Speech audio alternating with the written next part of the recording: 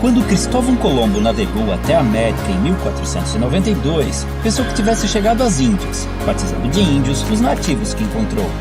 Porém, apesar de terem sido generalizados nessa classificação, os índios não se viam como um povo unificado, pois eram divididos em uma variedade de etnias sem qualquer identificação entre si. Acredita-se que os primeiros habitantes das Américas chegaram há mais de 20 mil anos, atravessando uma passagem congelada entre a Ásia e a América do Norte e então espalhando-se por todo o continente. Em algumas regiões, formavam civilizações avançadas. Já no Brasil, fragmentaram-se por todo o território, formando grupos de diferentes tamanhos.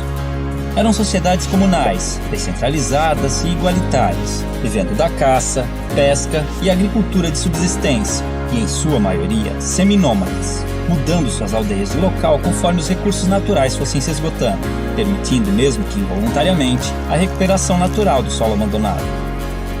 As habitações eram geralmente coletivas, chamadas de ocas, variavam de tamanho e forma entre as tribos, mas normalmente eram dispostas em torno de um espaço cerimonial, onde realizava-se todo tipo de atividade diária, além de celebrações e ritos, conduzidos por pajés e anciões. As tribos eram formadas por laços de parentesco e afinidades, e mantinham contatos com outras comunidades através de relações de comércio, cooperação, casamentos, alianças e também de guerras, que eram comuns entre as sociedades indígenas, apesar de sua natureza pacífica. A virgindade era pouco valorizada e a vida sexual costumava ser livre de tabus. Muitos homens ofereciam favores sexuais de suas esposas a visitantes, como forma de cortesia. As famílias podiam ser monogâmicas ou poligâmicas, e o divórcio era algo corriqueiro. Os homens lidavam com a guerra, a caça, pesca e liderança tribal, além da construção da aldeia e o plantio, enquanto as mulheres cuidavam da colheita, do preparo de alimentos e da fabricação de utensílios e adornos. A educação das crianças era a tarefa de toda a tribo, e a autonomia era estimulada. Já os doentes e inválidos costumavam ser abandonados à própria sorte. Os indígenas tinham conhecimento na fabricação de bebidas fermentadas e deixaram grande herança à culinária brasileira, com pratos derivados da mandioca e do milho. Sua dieta também era diversificada em proteínas animais, graças à caça e à pesca. Em festejos, cobriam seus corpos com pinturas, penas e plumas, e a nudez no dia a dia era comum e não causava vergonha. Por viverem em florestas, muitas vezes precisavam usar protetores genitais e tangas, mas mantas cobrindo o corpo eram raras. Muito higiênicos, devemos a eles o costume do banho diário. Mantinham muitos ritos e crenças religiosas, os quais podemos identificar por xamanismo, uma mistura de religião, crença, sistema de pensamento e configuração do mundo, em que acredita-se num universo não linear, sem início e sem fim definidos, onde o tempo se confunde. Não possuíam uma doutrina, assim como não acreditavam em um Deus único e supremo, tendo a figura do xamã ou pajé como seu elo com o mundo divino.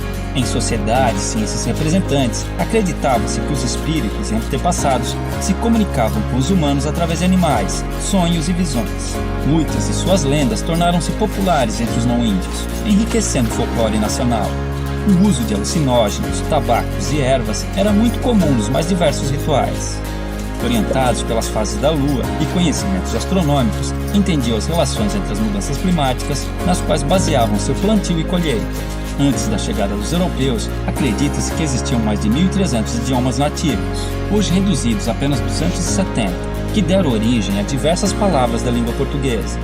Não possuíam um sistema de escrita, mas algumas sociedades desenvolveram sinais e formas gráficas, cujo estudo pode revelar mais sobre seus hábitos.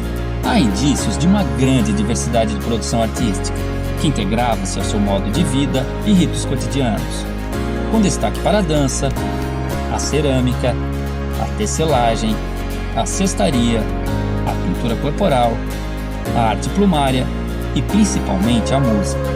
Contudo, os indígenas não possuíam a figura do artista, e todos podiam ser hábeis em diversos aspectos, pois dedicar-se exclusivamente a uma atividade, como na sociedade atual, era sinal de desequilíbrio espiritual e obsessão.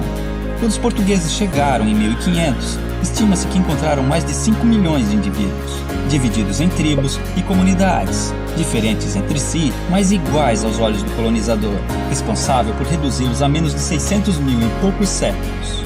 Desconhecendo invenções ocidentais como o espelho, a roda e as armas de fogo, o choque cultural foi enorme, assim como o fascínio dos indígenas, que ainda viviam em sua pré-história. 3 armas foram fundamentais para o domínio dos colonizadores sobre os nativos. A arma de fogo, aliada nas conquistas das tribos e determinante na aceitação da superioridade portuguesa pelos índios remanescentes. A Bíblia do Jesuíta, responsável pela aculturação dos indígenas e adequação ao moralismo cristão dos ocidentais.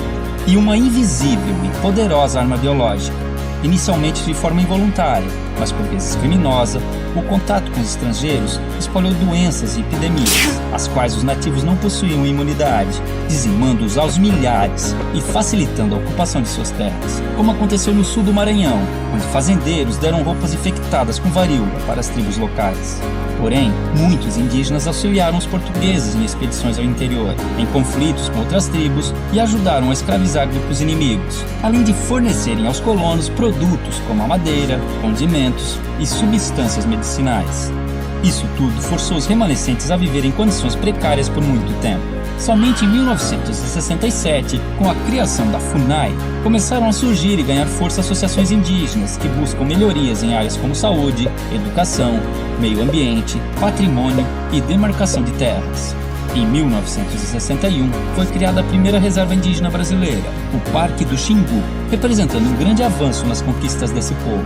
Há hoje no Brasil comunidades indígenas em todos os estados, e muitas lutam pela sobrevivência e manutenção de seus costumes e tradições, sendo constantemente ameaçadas pelo agronegócio, que busca expandir seu território, mesmo através de métodos irregulares. Muitos índios são mortos em conflitos ou expulsos de suas terras, acabando em situação de pobreza nas grandes cidades, vítimas de preconceito e violações de direitos humanos. Como se não bastasse, alguns povos começaram a sofrer novas influências de grupos religiosos neopentecostais, que, impondo conceitos como o pecado e a culpa, geraram conflitos internos, fazendo os índios verem um suicídio uma saída para seus problemas. Contudo, ainda existem tribos isoladas no mundo moderno, vivendo como seus ancestrais, principalmente na região amazônica. Outro caso interessante são grupos que vivem em cidades e reivindicam a condição de povo indígena, num processo conhecido como etnogênese, pois, de acordo com a antropologia, a etnia vai além dos traços físicos, sendo também um grupo social, e enquanto mantiverem seus sentidos e valores se identificando como tais, esses indivíduos não deixarão de ser índios. Assim, podemos vê-los integrados aos hábitos modernos, e vivendo nas cidades, ocupando o mercado de trabalho, cadeiras nas universidades e cargos públicos, buscando também representação política e lutando por direitos como cidadãos que precisam manter sua cultura e tradições vivas, frente aos novos desafios que estão por vir.